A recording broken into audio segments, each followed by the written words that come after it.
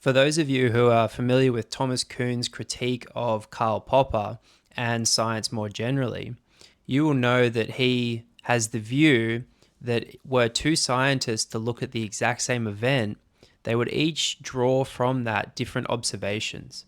And that is to say that knowledge is strictly relative to the observer. Thomas Kuhn observed that Karl Popper's idealistic view of science as the steady rejection of hypotheses and gradual accumulation of facts as just not the truth. And in fact, what was observed and what was more real was that science had clear, distinct factions, and science progressed from one faction or theory to another as scientists actually died off. And so the trends in science reflected really demographic changes as much as anything else. There are two minds for me that come to the forefront of my own when I think of brilliance. I think of Charles Darwin and I think of Newton. Now, in either case, these individuals contributed immensely to their respective fields of science, biology and physics, and they did so in a manner that was so new, groundbreaking, revolutionary to their fields. So I guess what I'm trying to say is my view of brilliance is that it ought to be something so astonishing or revolutionary that it shakes a field. And so why do I feel that brilliance couldn't emerge?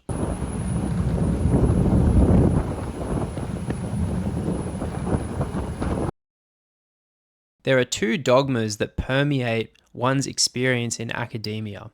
The first one is that in order to contribute to a field, one must first accumulate a tremendous amount of knowledge before they arrive at the frontier of that domain, at the sort of boundary where we have some sense of what we know, and beyond that we don't know the truth or fact of things. And so in order to arrive at that place, you have to spend your time learning about all the contributions people have made to that field up until that point.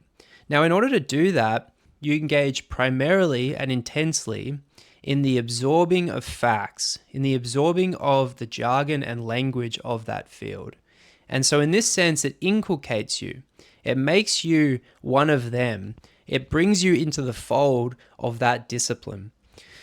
This is my own experience in my undergraduate degree doing a major in psychological sciences. The field was very much dominated by a cognitivist view. And so the language being used was built out of primarily the metaphor of the mind as a computer. And so all my understanding and acquisition of facts related to that paradigm, that idea. Now, it's not the only way to look at the mind, but what the effect that can have, and certainly had on me for a while, was to insulate me from looking at it any other way. When you are trying to get to the frontier of knowledge, all that your focus should be on is on studying books, listening to lectures, listening to those who are in positions of authority and have contributed to the field.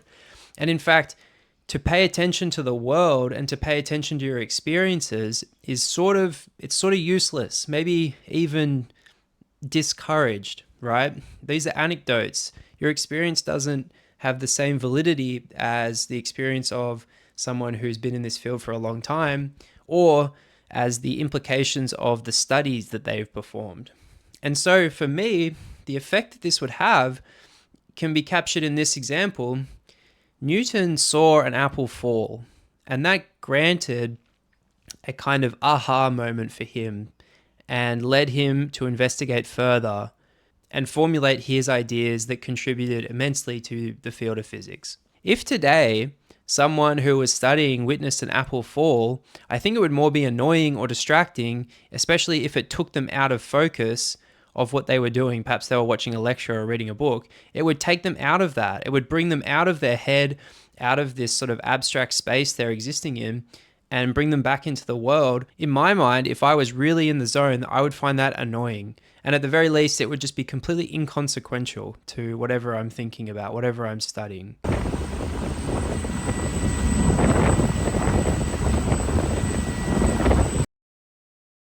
Science as a methodology has the clear aim of discerning truth from fiction in the world. It's a very clear aim. However, the methods used to make this discernment are complicated and probably best summarized as, particularly in those places where experimentation is happening, we are trying to discern what is real through the fabrication of a counterfactual world. We are creating circumstances which give us an indication of what would have happened in a world where instead of doing A, we did B. That's what a randomized control trial does. It creates different groups, and by doing that, hopefully the set of circumstances applied to group A and group B are the same except for those variables that we are trying to investigate. And in that sense, we can make the claim whatever happens to group A that is different to group B is strictly the result of those variables. Now this methodology, particularly randomized control trials, is seen as the gold standard.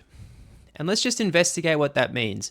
It is a gold standard to create an experiment where everything is fixed and rigid.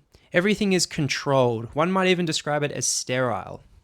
The environment is such that only those small number of things that we are interested in change and nothing else. From that, we may glean what is fact and what is fiction. The problem I have with this is nowhere in the world, in any of the real applications to which we'd like to take this information and apply it, is it such that everything will be fixed, everything will be sterile. And yet, it is the regular habit of the fields of psychology, behaviorism within psychology, and neuroscience, where we must fix everything. We must hold everything still except those particulars. And the cost here is how representative can anything be that is found out for the actual world? If one pays any attention to the skill acquisition literature, you would know that a lot of experimentation that has been done in this space has involved isolating limbs and making sure nothing can move but certain parts of the body. And it's from this that scientists have attempted to build a model for how humans solve complex motor problems by piecing together all the little parts of the body to make inferences about how the sum should operate all together. Now, people at the highest level of sports are not applying that stuff. In fact, what they're applying is a totally different attitude and approach, which considers not just the individual, not just the limbs of the individual, but them operating within the environment of the sport, within the environment of the activities they're performing. But it's very difficult to conduct experiments that capture the realness, the aliveness, the dynamics of those environments. But that is not a criticism of the theory, it's just a limitation of our methodologies, right? And that should be made super clear.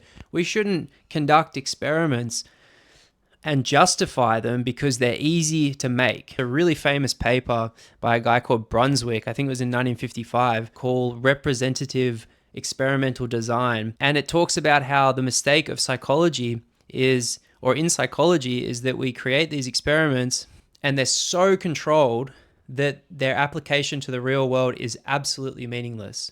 I think we're seeing the effect of that now. I think we're seeing the consequence of wasted time spent learning about these things where we're isolating way too much.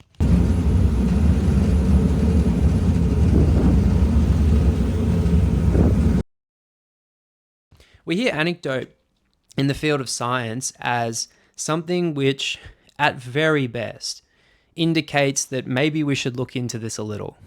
But it's not used as something to say this is the truth or reality of the world. And that's fair enough. Maybe it can't do that. But I think this leads to an inculcation of the student, of the academic, into thinking unless it is an experiment and I've controlled things so well that I can claim that for this, these variables cause this effect, Unless I can do that, I really am wasting my time. I'm not advancing the field.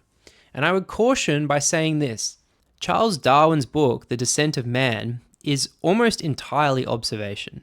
It is observation of the relatedness of the human form, the functions that the humans exhibit and are able to do, and the affects of humans, our emotions. It shows the relatedness of those to our animal relatives, the things from which we seem to descend, the things from which we have evolved from. It's almost all entirely observation and inferences based on those observations. Now, it's not the discernment of truth. It is not absolutely certain that we evolved from them. But I would caution you in saying, because we apply frequentist statistical methods to verify our experiments anyway, we are never discerning truth. We are always inducing. We always use methods of induction. It's always probable. It's always about the probability of the event and not about the certainty. It just can't be. We don't have methods for discerning certainty of truth or fiction of things. If that's so, why should we be so harsh on observation and anecdotes and experience if the best gold standard can't really achieve truth anyway?